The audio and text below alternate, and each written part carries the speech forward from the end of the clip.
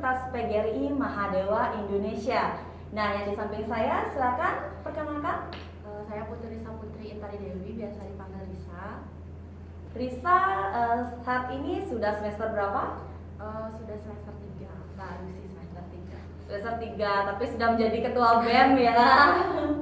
Nah, Risa, di sini kita akan berbincang-bincang seputar profil dari Risa. Nah, sini kakak akan bertanya, Risa itu menyukai organisasi sejak menduduki kelas berapa? Mungkin dulu sejak SD ya, karena dulu SD di Denpasar, jadi kayak ada beberapa organisasi, misalnya kayak pramuka, terus ada ekstrakurikuler gitu, kayak udah tertarik untuk menjadi pemimpin, udah tertarik untuk mengikuti organisasi. Mungkin itu kira-kira dari kelas 4 SD sih. Dari 4 SD ya, lumayan jiwa kepemimpinannya itu sudah terbentuk dari sejak duduk di sekolah dasar. Ya, nah menurut Risa, bagaimana sih rasanya saat kita masuk di organisasi BEM? Kalau untuk di BEM sendiri ya lumayan kaget sih, karena kan BEM itu jauh berbeda dari OSIS gitu. Karena kebetulan dulu saya juga pernah ikut OSIS dan sekaligus juga menjadi pengurus dulu di SMP, tapi di SMA vakum sementara, dan sangat berbeda antara OSIS dan BEM gitu, kayak lumayan jauh berbeda. Kalau misalnya di OSIS itu kita masih mengikuti perintah dari guru atau pembina, tapi kalau di BEM itu sendiri semuanya itu dari kita, oleh kita, untuk kita juga kayak gitu. Jadi lumayan berbeda sih. Jadi tantangannya itu ya, lebih menantang ya. lumayan. Ya, nah untuk Risa, apakah dari SMP, SMA itu sudah jadi ketua atau baru saat ini di BEM menjadi ketua BEM di kampus? Kalau dulu sih kebetulan di SMP itu menjabat jadi sekretaris umum gitu. Baru pertama kali sih jadi ketua umum di BEM ini. Cuman memang selalu aktif ikut organisasi, jadi waktu pertama mencalonkan diri sebagai ketua udah lumayan optimis untuk ikut kayak gitu. Nah, saat kita mengikuti organisasi kan tentunya ada pengalaman-pengalaman, kayak pengalaman senengnya, pengalaman susah barengnya. Nah, kalau menurut Risa, pengalaman itu apa saja sih, kayak pengalaman senengnya? Mungkin kalau dibilang pengalaman ya banyak sekali pasti pengalaman yang didapat dari ikut organisasi. Yang pasti semuanya ada suka dukanya. Kalau misalnya sukanya sih tentunya punya banyak teman dari berbagai jurusan. Mungkin kalau di kuliah ini dari berbagai jurusan, fakultas dan lain sebagainya. Terus juga bisa mengeksplor diri kayak gitu, bisa banyak mengikuti kegiatan. Kalau misalnya dukanya itu pasti selalu ada duka setiap melakukan suatu hal gitu. Pasti ada, mungkin ada ketersinggungan, ada mungkin salah paham dan lain sebagainya, atau kinerja yang kurang bagus gitu sih kayak kalau dukanya. Tapi kesalahpahaman itu masih bisa diperbaiki ya. Iya, masih bisa diatasi selagi itu saat kita lagi melakukan pekerjaan di BEM ya. Nah, tentunya pasti dalam organisasi itu kan ada pembelajaran yang membuat kita tertinggal.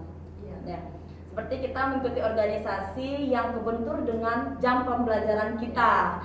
Nah, itu banyak sekali yang kakak lihat sih, bukan Risa saja, mungkin teman-teman di rumah mungkin merasakan hal sama seperti yang Risa atau yang dirasakan orang-orang saat jam atau jam BEM dan jam pembelajaran itu kebentur. Nah, bagaimana sih cara Risa mengatasi hal tersebut? Kalau dari saya sendiri sih kayak mengutamakan skala prioritas gitu. Kalau misalnya memang lebih penting saya ada di BEM, saya akan izin di perkuliahan kayak gitu. Tapi kalau misalnya memang di BEM mungkin saya tidak terlalu penting, bukan terlalu penting seperti apa, maksudnya mungkin tidak berperan dalam suatu hal yang terlalu penting atau signifikan, mungkin saya akan mengikuti perkuliahan jika perkuliahan itu memang mungkin lagi ujian, lagi kuis dan lain sebagainya, mungkin yang penting itu. Jadi saya mengutamakan skala prioritas. Begitupun juga dengan keadaan di rumah, kegiatan sosialisasi lain, kegiatan di BEM dan kegiatan kampus. Jadi tetap mengutamakan yang paling terpenting dulu ya. Nah, untuk Risa, nah saat memasuki organisasi BEM seperti OSIS, apalagi sudah mengikuti organisasi sejak duduk di sekolah dasar kan. Nah, perubahan dari pribadi Risa sendiri setelah memasuki organisasi apa saja sih? Kalau perubahan dari diri sendiri itu banyak banget ya.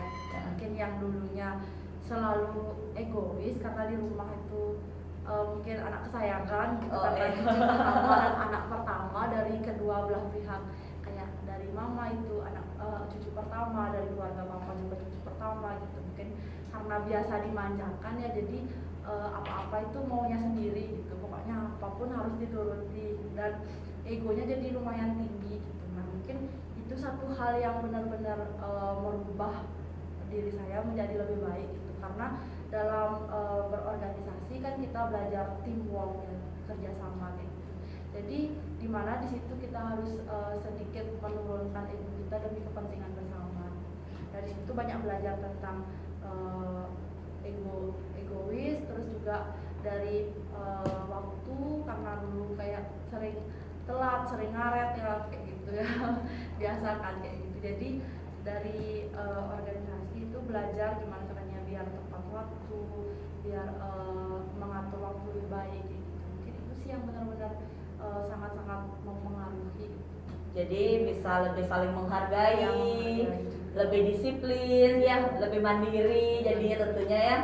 Ya biar tidak terbawa dengan suasana rumah yang masuk ke organisasi saat ini. Nah, skill apa yang Risa dapatkan di organisasi? Apa itu komunikasi atau kolaborasi atau problem solving? Mungkin ke semuanya sih saya dapetin ya. Yang pertama itu dari kolaborasi tentunya yang saya katakan tadi. Nah, skill apa sih yang Risa dapatkan dari organisasi, baik itu komunikasi, kolaborasi, dan problem solving? Nah, mungkin kalau dari skills ketiganya itu tentunya kita dapetin yang pertama dari komunikasi. Contohnya sekarang mungkin yang dulu itu pemalu gitu, nggak berani berbicara di depan umum, kurang berani berbicara dengan orang banyak gitu. Sekarang udah lumayan terlatih, udah bisa berbicara di depan umum. Itu sih yang pasti kita dapetin kalau misalnya mengikuti organisasi, apalagi harus mengungkapkan pendapat di saat misalnya rapat, ada pertemuan dan lain sebagainya. Itu mau nggak mau kita pasti akan berbicara sedikit demi sedikit, jadinya terlatih dari segi komunikasi. Lebih percaya diri ya, lebih percaya diri. Dari segi kolaborasi mungkin sama yang kayak saya katakan tadi, itu kayak teamwork, bekerja sama, mau nggak mau kita harus saling melengkapi, apa yang kurang itu yang kita lengkapi.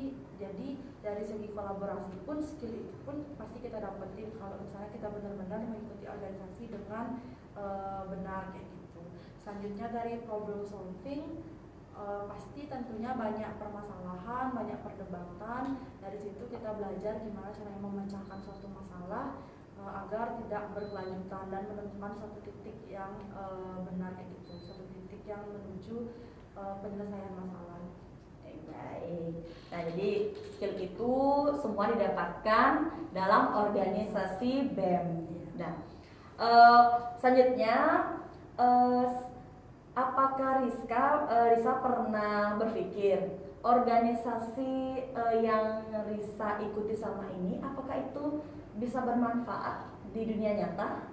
Ya, untuk bermanfaat ya tentunya sangat-sangat bermanfaat ya gitu. Mungkin dari yang tadi segi pemecahan masalah, dari segi kolaborasi, dari segi komunikasi, mau nggak mau di saat kita bersosialisasi pun kan kita perlu juga skill untuk komunikasi.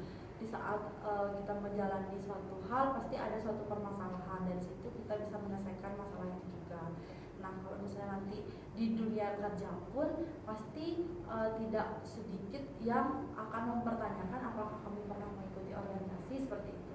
Karena diyakini, karena mereka yakin bahwa kebanyakan anak-anak yang mengikuti organisasi itu sudah terlatih untuk saling bekerja sama, teamwork, karena dalam suatu nanti di dunia kerja pun kan itu sangat diperlukan. Jadi sekali lagi itu dilatih lagi kepribadian kita agar menjadi lebih baik lagi.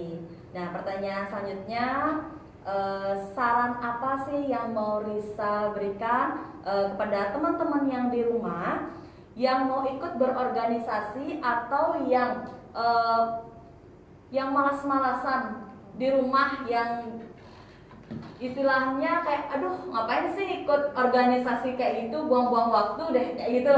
Nah, sekarang Risa apa sih motivasi atau saran yang Risa mau berikan untuk teman-teman di rumah? Mungkin ini ya, pertama kalau dari segi malas-malasan pun saya sendiri juga males ya, mungkin itu emang kebiasaan manusia yang kalau misalnya udah stagnan males ya males terus kayak gitu ya. Jadi yang pertama itu harus lawan rasa malesnya gitu. Mungkin banyak juga yang bilang biasanya mahasiswa yang kupu-kupu kuliah pulang gitu. Tidak karena males mengikuti organisasi, karena belum tahu benefit apa sih mungkin yang dapetin. Nah, terus untuk ini juga apa tuh namanya, dulu saya pun juga merasakan bahwa sebelum ikuti organisasi itu ngerasa kayak takut gitu dan ragu. Nah, kalau saran dari saya untuk teman-teman semua, teman-teman yang menonton video ini, jangan pernah ragu untuk mengikuti suatu organisasi, walaupun itu dari organisasi yang kecil terlebih dahulu kayak gitu. Jangan pernah ragu, karena kalian pasti akan merasakan sendiri, tidak banyak yang bisa saya sampaikan benefit apa yang akan kalian dapatkan gitu. Nah, setiap orang pun pasti berbeda-beda mungkin benefit atau manfaat yang dirasakan. Ya, nah itulah tadi saran dari Risa. Jadi kita harus memasuki organisasi BEM itu bukan hanya sekedar masuk organisasi saja, tapi dapat manfaatnya seperti merubah kepribadian kita menjadi lebih disiplin, dapat bekerja sama, menghargai pendapat ya, karena di organisasi itu kan tentunya banyak pendapat. Jadi kita bagaimana kita dapat mensinkronkan pendapat itu agar mendapatkan pendapat yang akurat. Nah, baik, itu saja pertanyaan dari kakak. Terima kasih sudah berbagi informasi seputar organisasi BEM. Nah, terima kasih juga atas informasi pengetahuan yang bisa berikan. Nah, untuk teman-teman di rumah, jangan lupa like, comment, and subscribe. Bye-bye.